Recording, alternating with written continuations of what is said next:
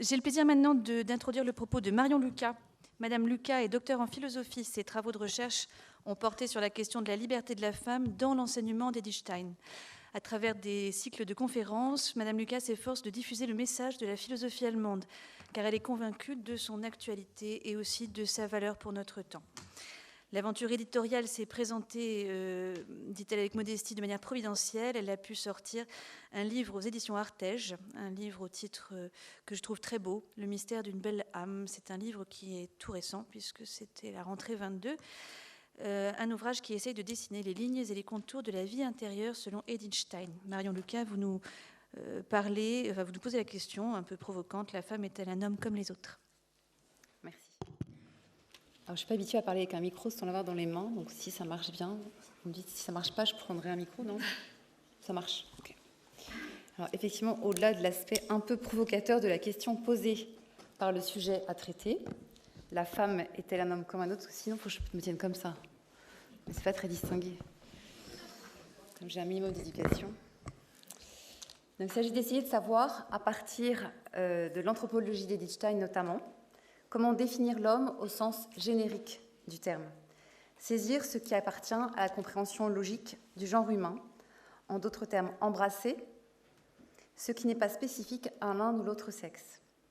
Mais tel est bien l'enjeu et voire l'inconfortable inconvénient du thème de ce colloque.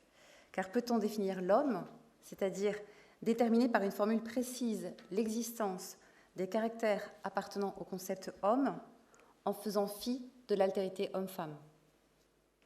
Est-il possible de connaître avec précision, d'expliquer d'une manière sûre, d'indiquer d'une façon formelle ce qu'est l'homme, en passant en aveugle devant le phénomène de l'altérité?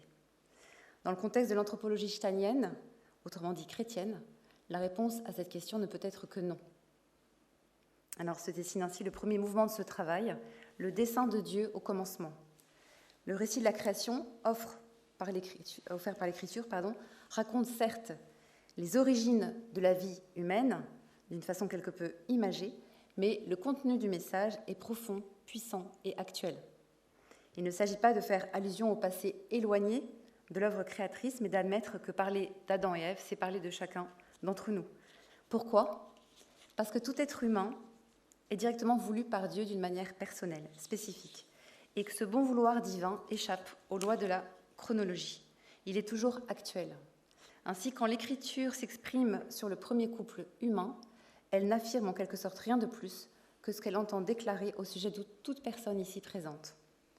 En effet, le mystère de la création est intérieur à chacun d'entre nous, et il nous appartient d'en vivre chacun selon son espèce.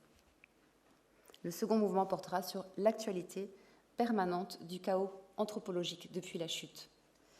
Alors, comme il serait assez peu digne de terminer par un bilan anthropologique en forme de dépôt de bilan, eh bien, on verra pour terminer comment il est possible à l'être humain d'entrer dans le dynamisme de la donation en tant que participation au projet de la rédemption. Ce chemin qui a été ouvert par le Christ est celui sur lequel tout chrétien est appelé à s'engager corps et âme. Donc ce sera le troisième mouvement, les possibilités d'un rétablissement. Alors non pas un rétablissement envisagé comme un retour nostalgique à justement une sorte de nostalgie anthropologique, mais plutôt comme un art de vivre son existence humaine à la lumière de celui qui est lumière née de la lumière et à l'image duquel hommes et femmes nous sommes faits. Donc puissions-nous, en essayant d'apporter une réponse à la question initiale, la femme est-elle un homme comme un autre, être à notre tour en mesure d'éclairer le monde contemporain sur le sens de l'homme et sa définition. C'était l'introduction. Alors je pense, être plus calme sur la première partie et la dernière et essayer de me dépêcher sur la partie du milieu. Comme il y aura des axes en plus pour ce colloque, ça sera plus facile après pour vous de récupérer le texte. Mais je crois que voilà, le temps file. Donc le dessein de Dieu au commencement du monde avec 3 petites suggestions. La vocation commune de l'homme et de la femme dans ce dessein de Dieu au commencement du monde. La valeur spécifique de chacun ensuite. Et la réponse personnelle des deux. Donc, le dessein de Dieu au commencement du monde, la vocation commune de l'homme et de la femme. Selon l'Écriture, la vocation de l'homme et de la femme est commune, et l'appel divin s'ouvre comme un triptyque, être à la ressemblance de Dieu, procréer et dominer la terre. Dans le second récit de la création, L'événement est traité de manière plus large, plus descriptive et plus psychologique. Le constat de la solitude de l'homme provoque la création d'Ève. Mais l'invitation divine reste la même. Pour l'homme et pour la femme, la mission va consister à découvrir la vérité sur le fait d'être homme, à confirmer la vérité de l'humanité. La triple vocation est donc née au sein de ce qu'Edith Stein appelle la plus intime communauté d'amour. La plus intime communauté d'amour dans laquelle Dieu a sa place. Et c'est à partir donc d'une certaine ressemblance avec lui qu'est créé le premier couple humain. Or, explique la philosophe allemande, Dieu est trine.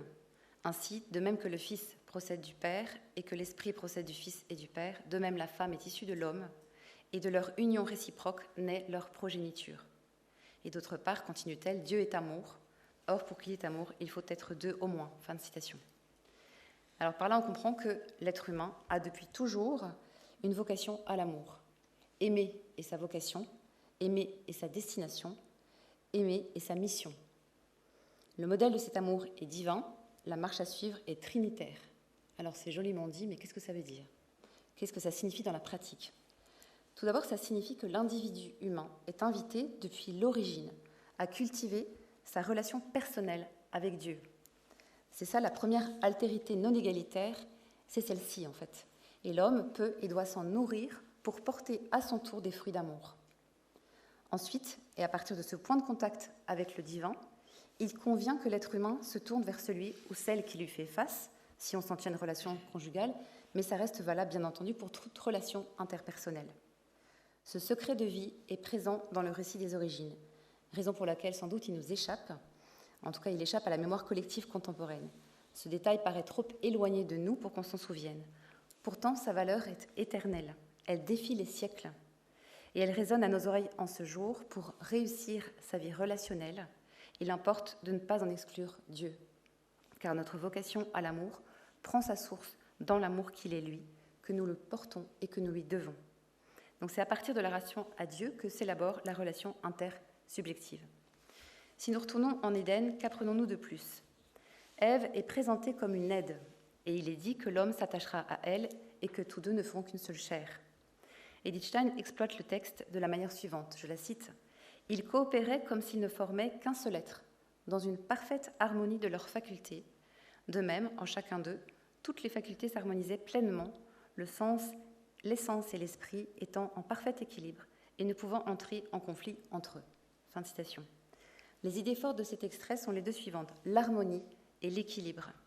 Les deux laissent probablement rêveur n'importe quel spécialiste de la relation conjugale, surtout face à un dossier compliqué. L'équilibre et l'harmonie. La première, l'harmonie, c'est un groupe de sons qui est assemblé ensemble et qui est combiné de telle façon que l'oreille les perçoive simultanément d'une manière agréable. La mélodie d'amour court donc d'heureuse façon au paradis. L'équilibre s'accorde à l'harmonie. Et l'équilibre, c'est quoi? C'est un état de repos qui correspond à l'ordre régnant au sein de cette communauté marquée au sceau de l'intimité avec Dieu. Edith Stein s'interroge, que signifie la reproduction de l'image de Dieu dans l'être humain? Toute l'histoire du salut y apporte une réponse. Brièvement résumée, la réponse se trouve dans ces paroles du Seigneur, vous devez être parfaits, comme votre Père céleste est parfait. Elle poursuit, je ne veux pas approfondir maintenant le contenu de cet idéal de perfection, je voudrais simplement faire remarquer que dans ce « vous devez », l'image de Dieu, vous devez être parfait, l'image de Dieu est présentée comme une mission, c'est-à-dire comme la vocation ou la destination de l'être humain. De l'être humain, c'est-à-dire de l'homme et de la femme. Fin de citation. Donc le dessein de Dieu au commencement met en évidence la vocation de l'homme en tant que sainteté, et cela reste complètement actuel, même si la capacité de la désirer s'est affaiblie. Il n'empêche, la sainteté est un fruit désirable et agréable à voir. Il nous appartient de la désirer, ou à défaut d'entretenir en nos cœurs le désir de ce désir, faisant ainsi écho à l'équilibre harmonieux et primordial de nos premiers parents, ayant tous deux une valeur propre. Donc je passe à la seconde suggestion, la valeur spécifique de chacun. Dès les premiers récits de la création de l'être humain, donc, il est question de sa différenciation en homme et femme. Dieu créa l'homme à son image, à l'image de Dieu, il le créa, homme et femme, il les créa. Ainsi, la destination de l'être humain doit être réalisée différemment par chacun, mais toujours en communion avec l'autre et avec le divin. Alors, la différence corporelle entre l'homme et la femme est ce qui se voit en premier. Et d'ailleurs, nous l'éprouvons avant même de la thématiser, c'est-à-dire avant même d'en faire un objet d'analyse. La différence sexuelle est présente dès la conception de l'être humain, puisque le gamète masculin détermine le sexe de l'enfant en gestation dans le ventre féminin qui le porte. Ensuite, la différence se donne à voir immédiatement quand l'enfant est mis au monde par sa mère, puis elle se donne à vivre. Elle est un don autant qu'un donné. Et cette différence est à vivre et à vivre pleinement afin d'atteindre par elle et à travers elle au bonheur que nous pourrions définir rapidement dans le contexte de la relation homme-femme, le bonheur d'être compris parfaitement par l'être le plus différent de moi quand je suis une femme, c'est-à-dire par un homme, et d'être parfaitement compris par une femme quand je suis un homme. L'égalité homme-femme se laisse voir dans le même appel qu'ils ont reçu, celui du plein épanouissement de leur humanité. Edith Stein dit la chose suivante à propos d'Adam et Ève. Je la cite, « L'un et l'autre se ressemblent, sans être pour autant totalement identiques, mais en se complétant comme une main complète l'autre. » Fin de citation. Et elle avait dit juste avant que Ève était une aide comme en face de lui, comme en face d'Adam, et elle avait commenté en disant « Nous pouvons nous représenter par là un miroir réfléchissant, une image dans laquelle l'homme pourrait découvrir sa nature propre. » Alors il n'y a rien de narcissique dans ce jeu de miroir, au contraire. En fait, c'est la possibilité d'avoir un regard extra large qui est offerte à l'homme, c'est-à-dire de voir réellement l'autre dans toutes ses dimensions, au point de pouvoir saisir aussi en un clin d'œil et avec certitude en regardant la femme quelque chose de lui-même. Et l'homme du premier jardin contemple une ressemblance qui n'est pas trompeuse mais gracieuse, autrement dit pleine de grâce.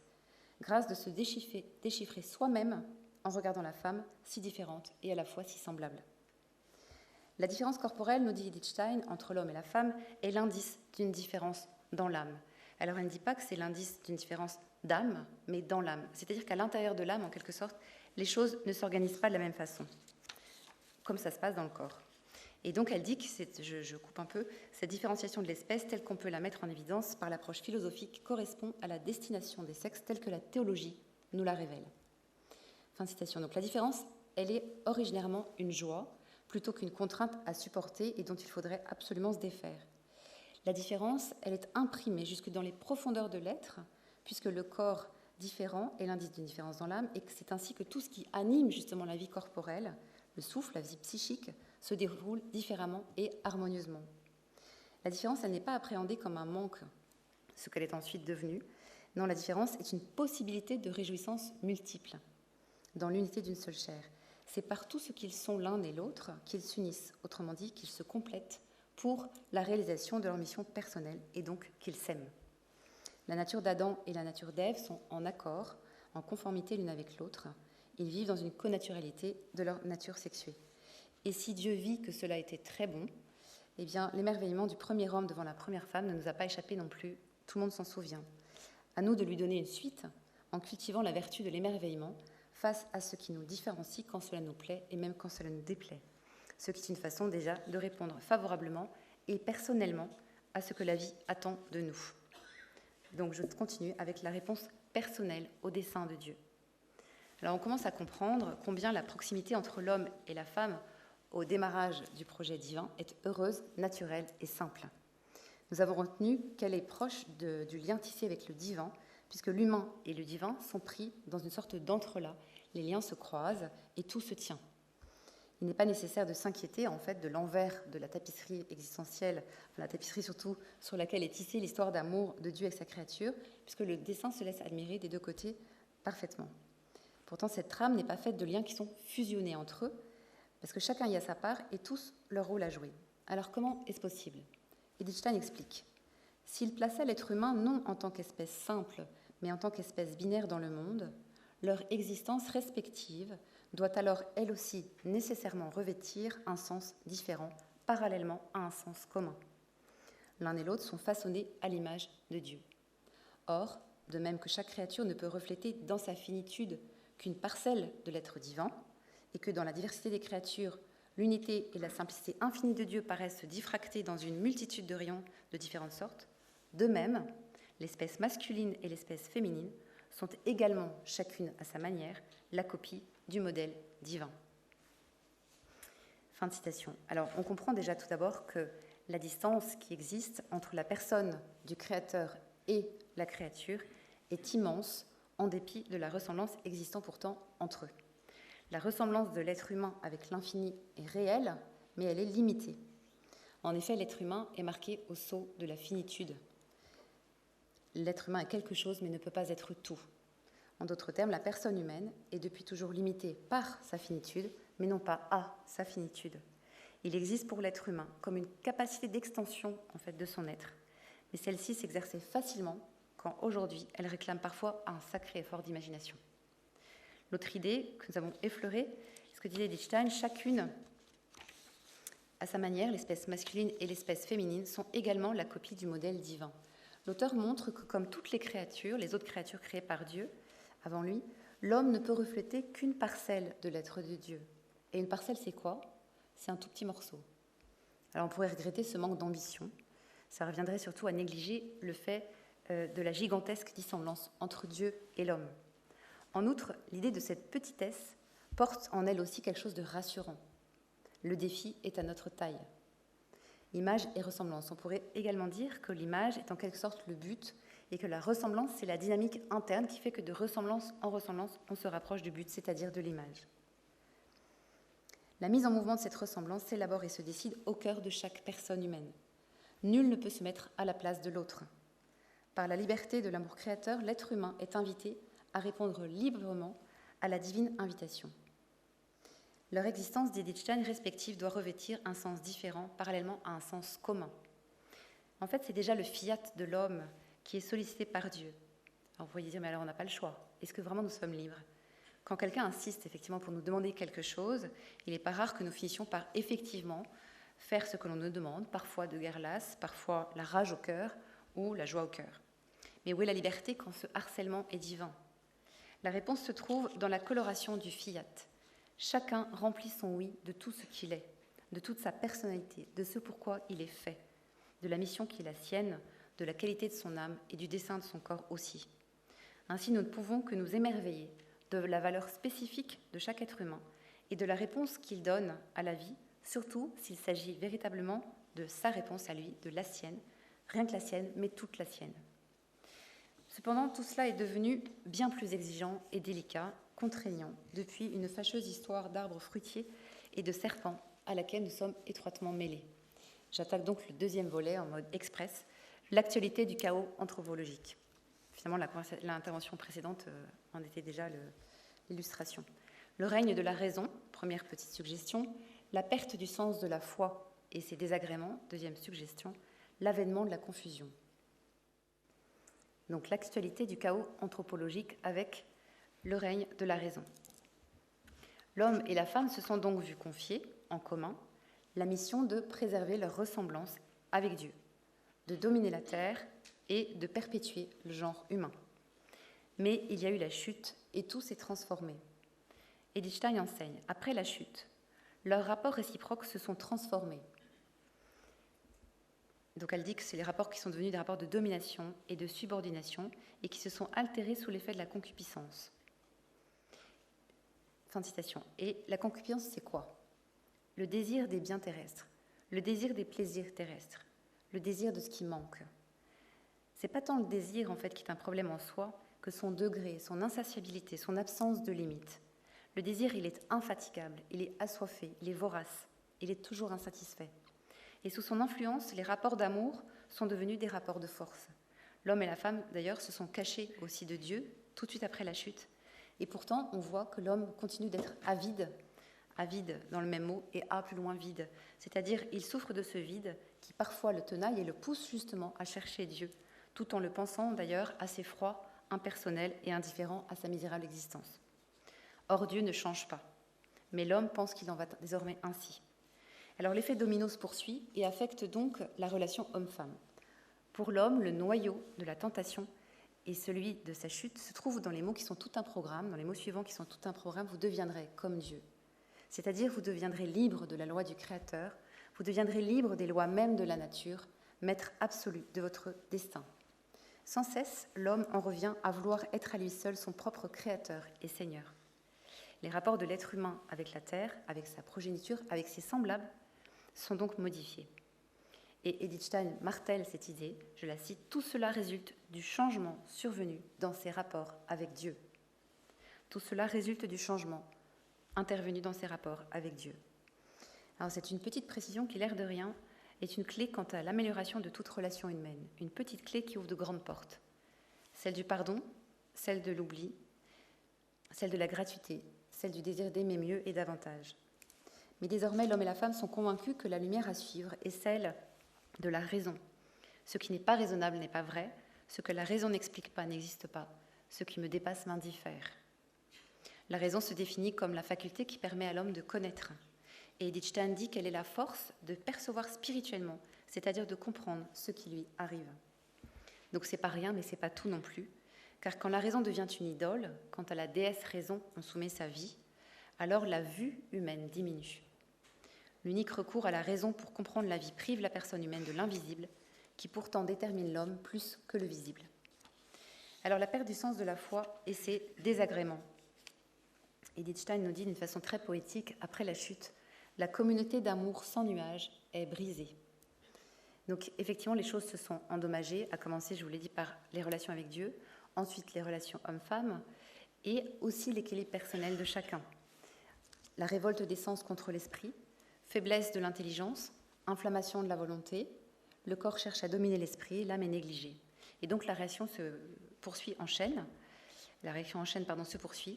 et l'appréhension positive des destinations individuelles est rejetée. Rébellion garantie, la pénibilité du travail l'emporte sur l'enthousiasme pour lui, quand la perspective de mettre au monde un enfant apparaît désormais pour elle comme une menace, quant à sa bonne santé physique et morale, son plan de carrière et l'épanouissement personnel des deux. Autant de choses que la personne humaine connaît bien et pratique avec plus ou moins de talent. Ce que l'on comprend là, c'est que le mystère du mal nous affecte tous et chacun d'une manière visible.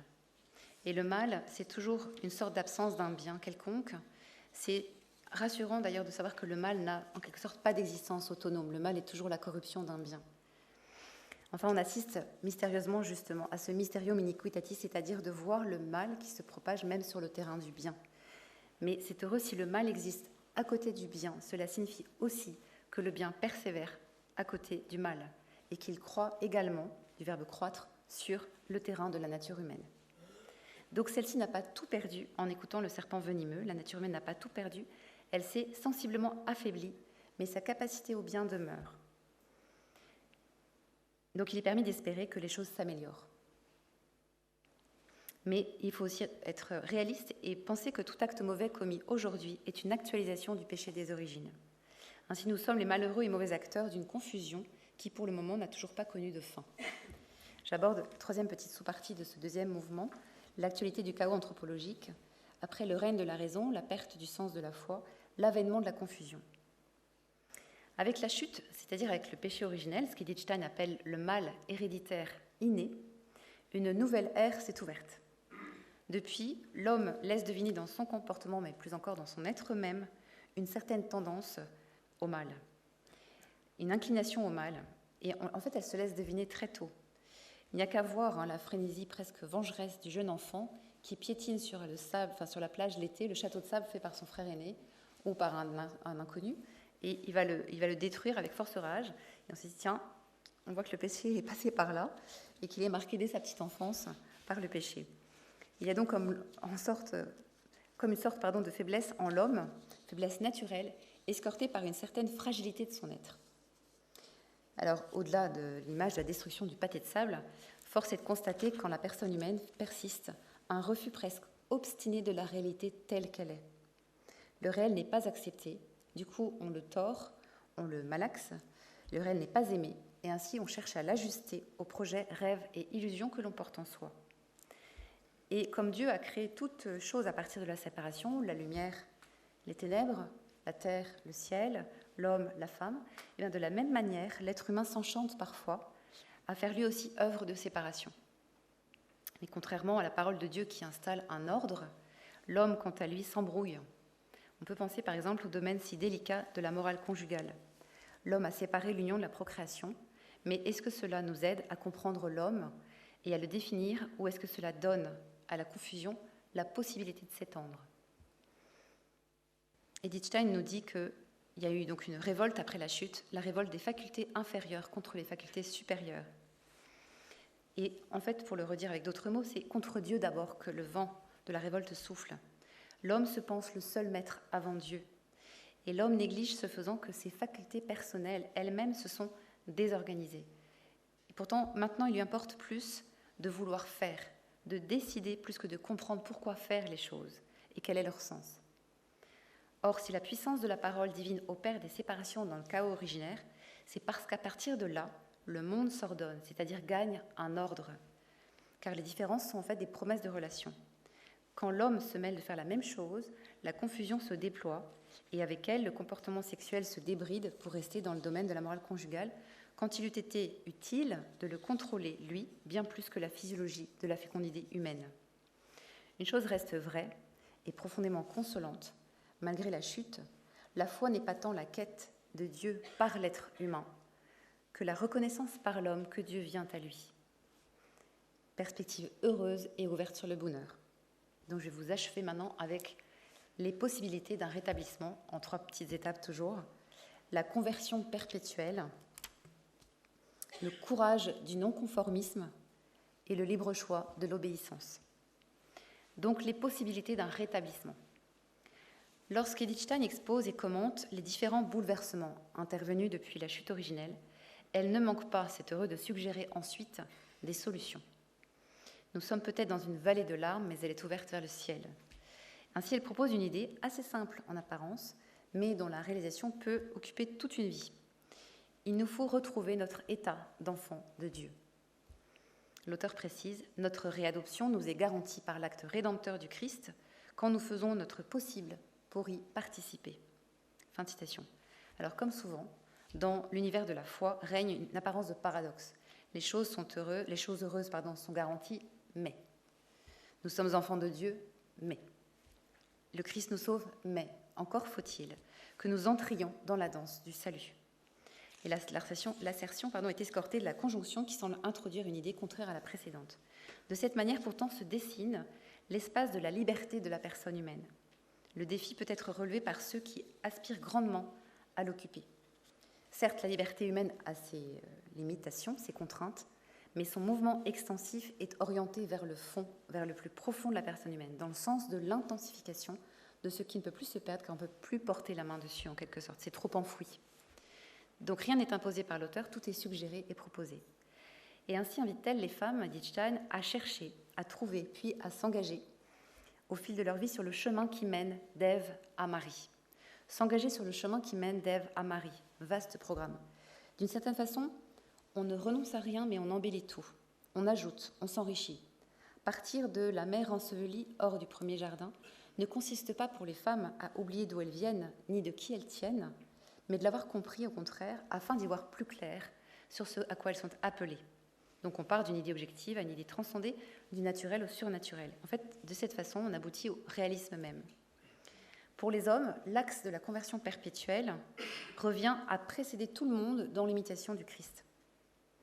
Précéder tout le monde dans l'imitation du Christ. On remarque que les suggestions d'Edith Stein sont faites selon les modalités du mouvement.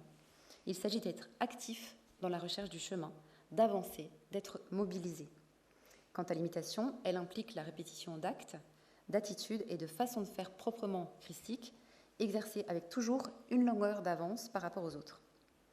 En fait, le mouvement pour les deux est le même, c'est un mouvement d'amour, l'amour qui pousse vers autrui, qui fait vivre pour autrui afin de le guider et de le protéger. Donc la Genèse nous place dans le contexte du commencement, où la vérité révélée sur l'homme, comme image et ressemblance de Dieu, constitue la base immuable de toute l'anthropologie chrétienne. Le texte exprime combien l'homme est une personne, car l'homme et la femme sont créés à l'image du Dieu personnel. Et donc la sexualité n'est pas simplement un donné biologique, mais une composante fondamentale. La mise en mouvement à laquelle Edith Stein nous invite n'est pas une recherche d'autosatisfaction, mais bien ce mouvement par lequel l'homme comme la femme visent leur plénitude, dans le but avoué de se donner à la personne de l'autre. Je me déploie afin de te donner dans l'amour la plénitude en acte de mon être. Tel est le mouvement perpétuel de la conversion. Se déployer toujours et devenir toujours davantage soi-même pour aimer jusqu'au bout. Alors la démarche n'est guère à la mode et implique d'accepter de vivre en quelque sorte sur le qui-vive. Car si la chute fut une perte d'équilibre, la rédemption a fait de tout être humain un funambule en puissance, oscillant toujours entre le désir d'aimer, qui est surnaturel, et le désir d'être aimé, qui est plus naturel. J'aborde la question du courage, du non-conformisme. Par l'entremise d'Edith Stein et l'anthropologie qu'elle enseigne, nous sommes encouragés, en quelque sorte, à renouer avec une forme d'austérité évangélique. Alors, énoncé de cette façon, ce n'est pas très vendeur, comme on dit, ce n'est pas très enviable. Pourtant, cette austérité ne l'est pas vraiment, car le contact avec l'Écriture accorde à la personne humaine une vie fondée sur la foi, en d'autres termes, une vie authentiquement chrétienne. Plus que jamais, le chrétien doit être conscient d'appartenir à une minorité et d'être en opposition avec tout ce qui semble bon, évident et logique pour le monde, pour l'esprit du monde. Nous avons un équilibre à retrouver, nous qui sommes des funambules de notre état, ce délicat équilibre entre notre réelle incarnation dans l'histoire et l'indispensable tension vers l'éternité. Ce défi est le nôtre, et nous ne sommes pas seuls. C'est en vivant sous la perfusion de la grâce, que nous pourrons le relever chacun et tous ensemble. Ne vous modelez pas sur le monde présent. L'exhortation paulinienne n'a rien perdu de son actualité. Et c'est par la grâce, qui est un influx permanent de l'être de Dieu et de sa vie en l'âme, que le chrétien retrouvera sa capacité au non-conformisme. Nous sommes dans le monde, mais non du monde, et telle est la trame de fond sur laquelle la vie chrétienne se tisse. Il ne s'agit pas d'un rejet horrifié du monde, mais au contraire de l'aimer passionnément. Le chrétien aime pour mieux se détacher, non en un mouvement d'orgueil suffisant et de recul, mais afin d'avoir une vue plus juste et plus sûre, pour jeter à son tour et aux bons endroits des semences de lumière. Il ne suffit pas de se comporter comme la majorité pour que tout aille bien dans le monde, mais d'exprimer par notre vie la vérité du salut. Tel est le non-conformisme au féminin auquel nous invite Edith Stein, et qui n'est pas sans vous rappeler sans doute aussi cette proposition qu'avait faite Jean-Paul II aux femmes d'être des sentinelles de l'invisible. Alors ça dépend un peu des heures, mais on n'est pas non plus des invisibles sentinelles. Vous voyez la nuance? Moi, quelquefois, mon mari me dit « mais tu es la sentinelle de l'invisible ». Je crois quelquefois je suis vraiment l'invisible sentinelle, parce que le regard glisse et personne ne voit. Donc à nous, en fait, de ne pas nous habituer justement à ces gardiennes de l'invisible, mais aux femmes d'être dans le monde les signes visibles d'une réalité supérieure dont elles doivent être pour les hommes le vivant reflet et la vibrante expression. Dernière suggestion, le libre choix de l'obéissance. Je cite Edith Stein, « Une chose est indiscutable. La réalité humaine est par nature différenciée. Signalons en premier lieu la différenciation sexuelle. La réalité humaine apparaît sous une double forme, masculine et féminine. Les individus appartiennent dès la naissance à l'une ou l'autre espèce partielle, appelons-la ainsi pour le moment. Les spécificités masculines et féminines sont également quelque chose qui doit évoluer et s'actualiser au cours de la vie. » Fin de citation. Adossé à l'écriture, l'auteur confirme que la femme est appelée à être pour l'homme une compagne et une mère. Ces spécificités féminines doivent devenir réelles et s'améliorer au fil du temps. Le sens du compagnonnage dont il est question est éclairé par l'étymologie du mot lui-même. Compagnon, c'est cum panis, c'est ceux qui ont le même pain, qui vivent du même pain. Ainsi, la femme est celle auprès de qui l'homme refait ses forces, puise énergie et inspiration. L'idée est saisissante dans le phénomène de la maternité. L'embryon tire sa vie de la substance même de sa mère. Il s'en nourrit pour vivre, croître et naître. Et l'allaitement en est la continuation, le nouveau-né s'abreuve à la source maternelle. Nous avons pu comprendre jusque-là que la femme est un homme comme un autre, mais pas tout à fait. Or, on ne peut négliger que le dessein du corps masculin et celui du corps féminin proclament la différence. Ainsi, le raisonnement sur le sujet de l'homme ne peut s'exercer que sur le mode de l'oscillation, aller de l'un à l'autre, de l'homme à la femme, alternativement pour saisir le concept homme. Il importe de tenir les deux ensemble, toujours. Edith Stein enseigne que le rapport de la femme à son propre corps est plus intime que chez l'homme. Et cette particularité est, selon elle, liée au fait qu'elle est destinée à la maternité. L'homme a, quant à lui, c'est ce qu'elle explique, dans la moyenne des cas, un rapport à son corps qui est plus périphérique. Son corps est plus pour lui un instrument dont il peut user. Or, dire que le lien au corps est plus secret pour la femme revient à énoncer le fait qu'elle se tient vitalement dans une puissante proximité avec la vie puisque la vie en elle prend vie, justement. Certes, l'homme aussi donne la vie, mais à la femme est imparti d'en être le support. Elle est celle qui porte la vie, son corps en est le support. Mais cette vie portée au creux de son corps, cette vie cachée, n'est pas enclose durablement, car la vie jaillit et s'ouvre indéfiniment sur une autre vie, sur un visage nouveau, un être différent d'elle, son enfant. Elle le porte, mais elle ne le connaît pas. Elle le sent en elle, mais elle ignore qui il est. Elle vit avec lui en elle et devra néanmoins apprendre à vivre avec lui chez elle. Ainsi placée aux sources de la vie, la femme est appelée à servir la vie, à être une athlète de la vie. Son obéissance à cette haute mission inscrite en elle relève d'un choix libre. Donner la vie, l'aimer, la servir à travers toutes les relations interpersonnelles, à travers toutes les situations de mixité, à travers les facilités et les vicissitudes de l'existence, à travers tout l'amour qu'elle porte aux hommes, aux heures douces comme aux heures amères. Enfin, c'est par tout son être que la femme donne la vie, par son cœur, son âme, son esprit. En cela, la femme n'est pas un homme comme un autre, et même allons plus loin, sans cela, l'homme, sans elle, l'homme n'atteindra que difficilement la plénitude de son être. Pourquoi ? Parce qu'au commencement du monde, Dieu a vu et confirmé, il n'est pas bon que l'homme soit seul. Et pourtant, Dieu était là. C'est mystérieux tout de même. Voilà, en guise de conclusion, le projet initial de Dieu, finalement, pour l'homme et la femme est resté le même aujourd'hui. Tous, nous avons à répondre à notre vocation commune, à mettre en valeur notre spécificité personnelle par le témoignage de notre propre vie. Cependant, il ne nous a pas échappé que la réalisation de ce projet, ou plus exactement l'adhésion au projet divin, est devenue un défi. En effet, le chaos anthropologique contemporain est la continuité de la chute. Quand règne la raison, dont la science, la technique et le progrès sont des émanations, l'homme perd sa boussole surnaturelle. Compte pour lui bien davantage désormais les explications scientifiques, plus que les possibilités de contemplation que la vie continue pourtant de lui offrir. Ainsi se poursuit le règne de la confusion, tout est flou, peu de choses ont de sens, le réel est modifiable au gré des envies, caprices ou angoisses existentielles.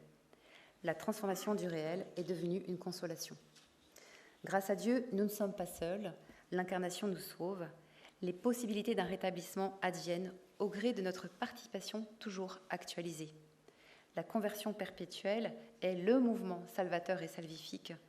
Le courage du non-conformisme est une vertu et l'obéissance une école de liberté. À la question de départ, la femme est-elle un homme comme un autre ? Il semble intéressant de répondre oui et non. Oui, la femme est attendue comme l'homme au tournant de la sainteté. Oui, la femme est appelée à se déployer toujours plus et davantage dans le sens de son être. Mais la femme porte la vie, elle a de ce fait une proximité avec le divin qui intervient à la mesure de sa disponibilité intérieure, disponibilité du cœur plus encore que du ventre, disponibilité qui la rend réceptive à l'action de Dieu dans son âme et à l'action de Dieu dans le monde des hommes auprès desquels son rôle de médiatrice est fortement attendu, espéré et nécessaire. En cela, elle ne peut être un homme comme un autre, en cela elle est irremplaçable et je vous remercie de votre attention.